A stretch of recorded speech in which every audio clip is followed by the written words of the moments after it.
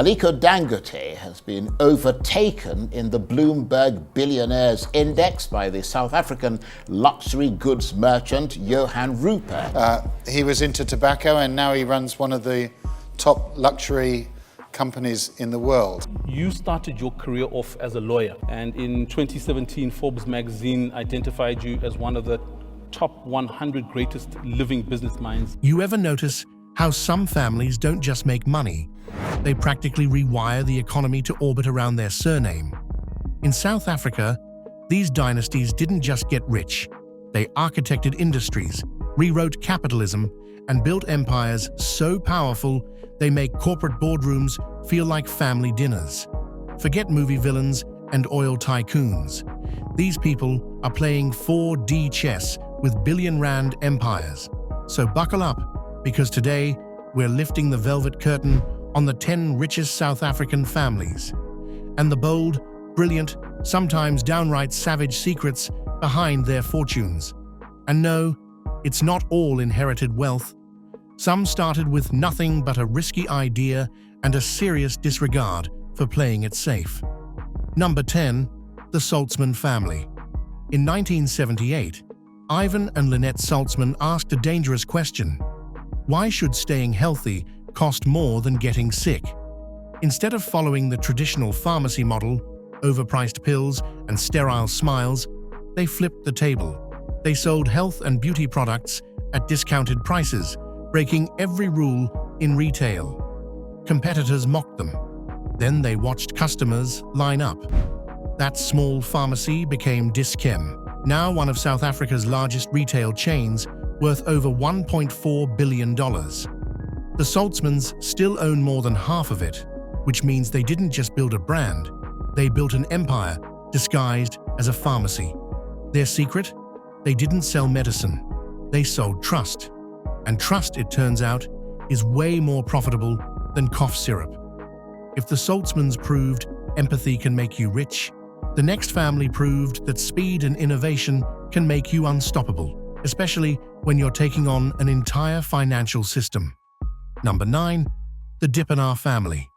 In the late 1970s, banking in South Africa was basically a members-only club, conservative, slow, and allergic to new ideas. Laurie Dippenaar decided that was boring. Along with G.T. Ferreira and Paul Harris, he co-founded Rand Consolidated Investments, a scrappy startup that dared to challenge the establishment. They weren't born into banking royalty, they built it. Through gutsy mergers and fearless acquisitions, their small firm evolved into First Rand Limited, now one of Africa's biggest financial powerhouses, holding assets worth tens of billions. The Dippenaar family's fortune sits at around $600 million, but the real win isn't just the money. It's how they turned a rigid elitist industry into something faster, smarter, and shockingly efficient. Laurie didn't just play the financial game, he rewrote the rulebook and then charged admission. And speaking of rewriting rules, the next man traded a courtroom desk for a CEO's chair and built one of Africa's most trusted banks. Number 8, the Roux family. Michel Roux wasn't supposed to be a billionaire. He was a lawyer until he realized he'd rather cross-examine the banking system itself. At 52, he left law behind and founded Capitec Bank, a financial revolution built on one simple principle: transparency. No hidden fees, no elite nonsense, just banking that made sense to ordinary people. While big banks were still printing 30-page contracts and serving champagne in boardrooms, Capitec was winning hearts with clarity and speed. South Africans didn't just like it, they swarmed it. Today, Capitec is one of the continent's biggest success stories, and the Roux family's 11% stake is worth roughly $1.3 billion. Roux didn't chase prestige. He democratized finance, and in doing so, he turned fairness into fortune. If Capitec proved simplicity could scale, the next family proved compassion could turn into a billion-dollar global empire. Number 7, the Saad family. Stephen Saad was 29 when he sold his stake in a small drug company for $3 million. Most people would have taken that money and retired early. Saad used it to go bigger. In 1997, he co-founded Aspen Pharmacare with one radical mission: make high-quality medicine affordable for everyone. While global pharma giants chased prestige, Aspen focused on accessibility and built a business that reached over 150 countries. From painkillers to life-saving HIV treatments, Aspen became Africa's largest pharmaceutical company. The Saad family's fortune now sits at $1.2 billion, built not on greed, but on purpose. Their secret? Betting on people instead of profits, and somehow ending up with both. But while Aspen proved compassion can compound like interest, the next family's empire was forged in something tougher: sheer survival instinct. Number 6. The Wiese family. Christo Wiese didn't grow up surrounded by stock tickers and boardrooms. He came from a small town and built his fortune the old-fashioned way, through raw instinct and relentless hustle. In the 1960s, he joined a modest retail company called Bekker. The concept was simple: sell affordable clothes and household goods to the everyday consumer. But Wiese didn't just sell cheap stuff, he sold dignity at a discount. That formula exploded. Bekker became a retail powerhouse across South Africa and beyond. By 2015, Wiese made his biggest play yet, selling Bekker to Steinhoff International for an eye-popping $5.7 billion in cash and stock. Overnight, he became South Africa's richest man. Then came the plot twist. Steinhoff imploded in one of the biggest accounting scandals in African history, wiping billions off the board. Most billionaires would have vanished into their wine cellars to cry into their Bordeaux. Not Wiese, he rebuilt. By keeping large stakes in Shoprite Holdings, Invicta, and Pallinghurst, he diversified, stabilized, and clawed his way back. Today, despite losing billions, Wiese's net worth still hovers around $1.1 billion. His story isn't about luck, it's about resilience. Proof that in business, the comeback can be more impressive than the climb. If Wiese turned disaster into a masterclass in survival, the next billionaire turned television into a telescope and saw the future before anyone else did. Number 5. The Bekker family. Koos Bekker didn't just ride the digital wave, he created it. Back when the internet sounded like dial-up static and tech investing was a joke, Bekker was quietly rewriting the future of African media. In the early 1990s, he took over a local publishing house called Naspers, best known for newspapers and magazines. Everyone expected him to keep things respectable. Bekker had other plans. He launched Mnet and DSTV, introducing satellite TV to millions across Africa, then pulled off what might be the single greatest investment in tech history. In 2001, Naspers dropped $32 million into a small Chinese startup called Tencent. Yes, that Tencent, the company behind WeChat and QQ. That one decision turned into a stake worth over $100 billion at its peak. Today, the Bekker family's wealth sits around $2.4 billion. But Koos doesn't take a salary. He only earns through stock performance, meaning when the company wins, he wins bigger. Bekker's genius wasn't luck, it was foresight. While everyone else was asking, what's next? He was already there. If Koos Bekker taught South Africa how to profit from predicting the future, the next man taught it how to rebuild after losing everything. Number 4. The Mouton family. Gianni Mouton's empire didn't start with success. It started with humiliation. In 1995, he was fired from his own firm. Most people would have taken that as a sign to quit. Gianni took it as a sign to start over. He founded PSG Group, a small investment company built on grit, timing, and sharp instincts. Where others saw risk, he saw opportunity, investing early in businesses that would later dominate their industries. One of those bets, Capitec Bank, the very same banking revolution we mentioned earlier.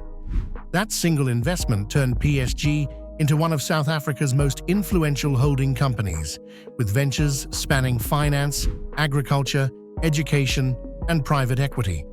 Today, the Mouton family's wealth sits comfortably around $1 billion, with Gianni's son, Piet Mouton, steering the ship as CEO.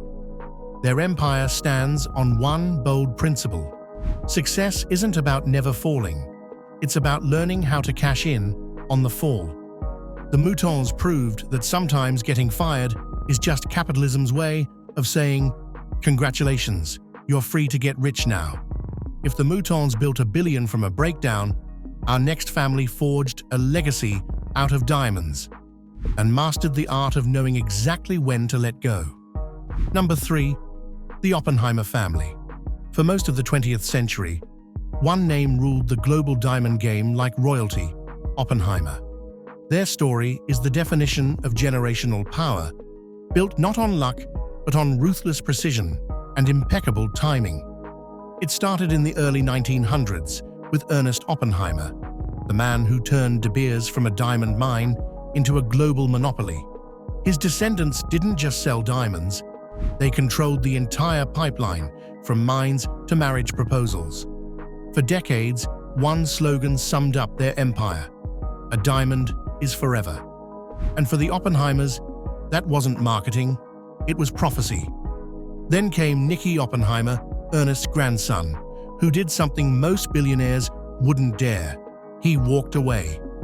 In 2012, the family sold its 40% stake in De Beers to Anglo-American for a clean $5.1 billion in cash. Most people thought he was crazy to sell the golden goose. But Nicky wasn't chasing sparkle, he was chasing freedom. The Oppenheimers pivoted from mining to investment and philanthropy.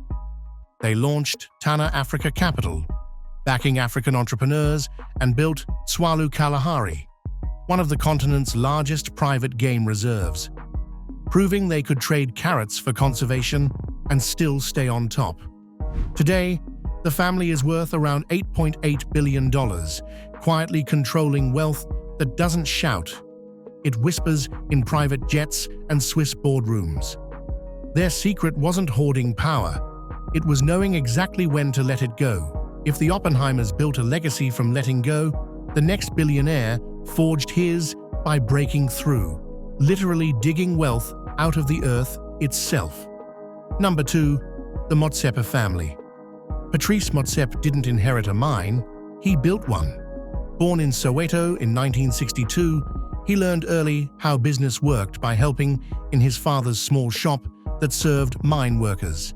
He saw two things clearly: opportunity hides in hardship, and ownership beats employment every time. After studying law and working in corporate, Motsepe realized something bold. Wealth doesn't come from working for companies, but owning them. So, in 1997, just a few years after apartheid ended, he founded African Rainbow Minerals, ARM, becoming the first black South African to own a mining company. He didn't just dig for gold, he dug for transformation. Motsepe's genius was buying underperforming mines, turning them around, and proving that capitalism and conscience could actually coexist. ARM expanded into platinum, ferrous metals, and coal, and the profits followed. Today, Motsepe's family fortune sits around $3.3 billion, spread across mining, finance. He's a major stakeholder in Sanlam, and even sports, as the owner of Mamelodi Sundowns, one of Africa's most successful football clubs. In 2021, he added another title, President of the Confederation of African Football, cementing his influence beyond business. Patrice Motsepe isn't just South Africa's first black billionaire, he's its symbol of economic possibility. He didn't just mine minerals, he mined hope. If Motsepe built wealth with purpose, the final family on our list turned luxury itself into their personal business model. Number 1, the Rupert family. Some families chase money. The Ruperts chased craftsmanship, and in doing so, they built one of the most elegant and enduring empires on Earth. It all began in 1941, with Anton Rupert a chemistry teacher from the small town of Graaf Reinet, armed with just $10 in startup capital and a dream that smelled faintly of tobacco. He began rolling handmade cigarettes in his garage, creating a small company called Rembrandt. That humble side hustle soon grew into a global tobacco giant, and Anton was just getting started. When his son Johann Rupert took over, he reimagined the empire entirely. In 1988, he spun off the luxury division to create Compagnie Financière Richemont, a Swiss-based conglomerate that would go on to own Cartier, Montblanc, Van Cleef and Arpels, Piaget and Jaeger-LeCoultre. In other words, the Ruperts went from cigarettes to silk gloves and never looked back. Under Johann's leadership, Richemont became one of the most prestigious luxury groups in the world, competing directly with LVMH and Hermès. But wealth isn't the only thing they collect. The family also invests heavily in art, vineyards, and conservation, preserving South Africa's cultural and natural heritage like curators of legacy itself. Today, the Rupert family is worth an estimated $8.9 billion, making them South Africa's richest dynasty. Their real genius? Turning taste into an asset class. Where others sell luxury, the Ruperts sell timelessness. They don't chase trends, they define them. So there you have it, 10 South African families who didn't just play the game, they rewrote the rules entirely. From pharmacists who democratized wellness to miners who redefined ownership, these dynasties prove one thing. Wealth isn't just about money, it's about vision, timing, and the audacity to bet on yourself when no one else will. If you enjoyed this breakdown of South Africa's most powerful families, hit that like button before your algorithm forgets you exist, drop a comment with the family you think has the wildest story, and make sure to subscribe, because next time we're uncovering the billionaires shaping Africa's future fortunes.